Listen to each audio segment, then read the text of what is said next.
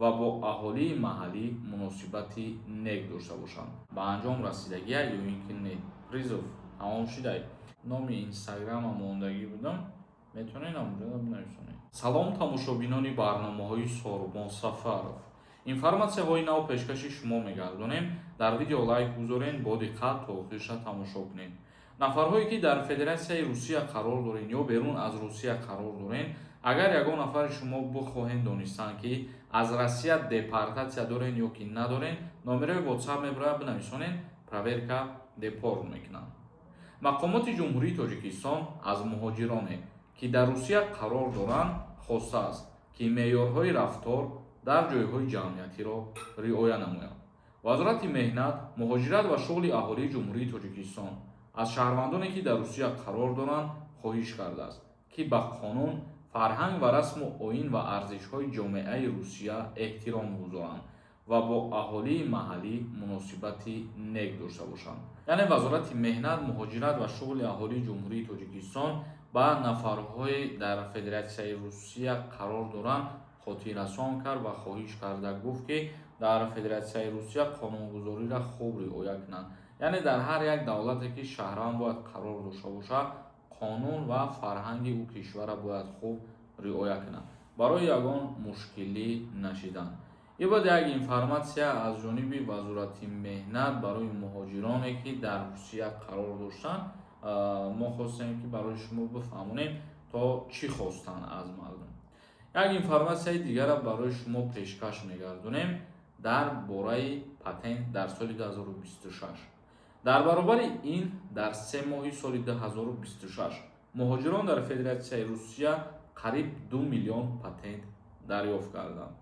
пешпардохтҳои андози даромади шахсони хориҷӣ дар 3 моҳи соли 2026 дар Федератсияи Русия нисбат ба ҳамин давраи соли гузашта қариб 13% зиёд шудагиаст. даромад аз ҳисоби патент назар ба соли пештара. ба гуфтаи хабарнома дар соли 2025 муҳоҷирон ба бюҷети кишвар 35 миллиард рубл андоз ворид карданд. дар соли 2026 боз ҳам болотар рафтагиаст ва ба ҳамин хотир мақсад даромад ба андоз дар Федератсияи Русия аз ҷониби муҳоҷирон дар соли 2026 тақрибан 13% боло рафт. яъне то имрӯз бигем таи 2 миллион шаҳрванди хориҷӣ дар Россия соҳиби патент шудагиаст. комментарияҳои шуморо мехонем камтар ва ба саволотон ҷавоб мегардонем. бо диққат гӯш кунед. бародарое ки дар Федератсияи Русия қарор доред, агар ба ягон таи шумо духтари дандон дар кор бошад, як бародари тоҷики хидмон дар Москва стоматолог кор мекунад, ман рақамоша мемонам, метавонед қатъиш суҳбат кунед. бародари тоҷики хидмон дар хизмати ҳамватанон мебошад. як нафар нависонда: ассалому алайкум акаи Сорбон, даъваткунӣ ба хизмати ҳарбӣ ба анҷом расидагия ё ин ки не? Призов тамом шудай? не. ҳоло даъваткунӣ ба хизмати ҳарбӣ рафтестай, то имрӯз нақша таги 90% ба анҷом расидагиаст. Раҳимов нависонда: салому алайкум, ман патент дорам. Тоҷикистонро он патент месӯзад, пропискаам буд мешавад. патент ман наспорам, як моҳ пас омада патенти нав карда метавонам. то ҳамон вақти баромаданта аз Россия пули патентат сари вақт пардохт кардагӣ бошад бепроблема бурои аз Россия, бале ҳамин аннулировад ки нашавад бурои вақти обратно даромадан боз метавонем. як нафари дигар нависондае ки салому алайкум ака, сози хубӣ, ман як кӯдак дорам. бо ягон кӯдаки хешма дар номам кунам, дигар хизматам намебарам.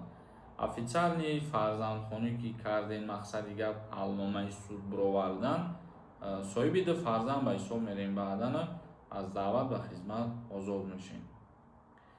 як нафари дигар нависондае ки салому алайкум ака, чӣ хел алоқада бироем қатитон. дар динангӣ видео ма номи инстаграма мондагӣ будам, метавонед ҳамонҷо бинависонед. азим нависонда: аз аллатая карона 3 сол пеш қарздор будам. рафта метавонам, баром документом гирифтагӣ будам, ҳуҷҷатом 100% кардагӣ. вақте ки қарз мегирӣ документота 100% мекунӣ ва қарз намеспорӣ ва аз Россия мебарӣ, ҳаминам як проблема ба ту мешавад. яъне пула пардохт накардан сабаб мешавад ки тира запрет бикунанд. Як нафари дигар нависонда қарори Тоҷикистон бо Ӯзбекистон бо паспорти Тоҷикистон кай ба амал мерасад, аз кадом моҳ? ҳозираш аниқ нестай ва пешниҳод шудагиай мумкин дар ҳамин наздиктарин вақтҳо чиз ба иҷозат дода шавад ки бо паспортҳои пластикӣ вориди давлатҳои якдигар шидана иҷозат диҳанд. Як нафари дигар нависонда салому алайкум акаҷон, ман як духтар аз Тоҷикистон дар Москваям, документҳом соз нестай. Мегум документ кунам граница гузарам, мегам депортатсия мезанам. Чӣ кор кунам? Илтимос ҷавоб мегардонем. вақте ки шумо ба граница сафар карданӣ мешен, ин хеле ки баъзан ҳамун таксиҳое ҳастанд ки худшон аз уҳдаи граница гузарондан буромада метавонанд. шумо бо ҳамхели таксиҳо агар ки бирен ва шумо гарантия битиҳанд, ин мақсад фурсати хубай гузаштани граница. бо касе мерен мақсад ҳамин хеле суҳбат кунем ки шумо да гарантия битиҳанд ки аз граница бо абрада дуроварда битонанд. Як нафари дигар нависонда салому алайкум ака, як писар ба хизмат даъват мешавад? Не, нафарҳое ки як фарзанд ҳастанд аз даъваткунӣ ба хизмати ҳарбӣ озод ҳастем. бародарони азиз ва гиромиқадр, навори имрӯзамона ҷамъбаст мекунем. саволҳотон бошад дар комментария бинависонед. худованд ҳамаи мо шуморо нигаҳбон бошад.